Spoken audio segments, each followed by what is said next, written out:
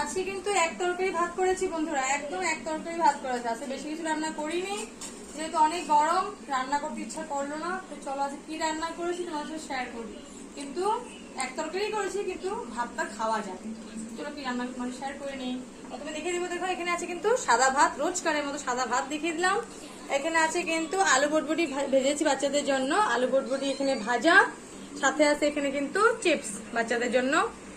আর এখানে আছে কিন্তু দেখো, তোমাদেরকে বললাম এক তরকারি ভাত। তো এটা হলো রৌ মাছের তরকারি, আলু আর ঝিঙ্গা দিয়ে করেছে কিন্তু রৌ মাছের তরকারি। দেখতেই পাচ্ছ, আলু আর ঝিঙ্গা দিয়ে করেছি রৌ মাছের ঝোল, একদম পাতলা রৌ মাছের ঝোল করেছি। দেখো আলু আর ঝিঙ্গা টমেটো আলু দিয়ে করেছি কিন্তু রৌ মাছের পাতলা ঝোল।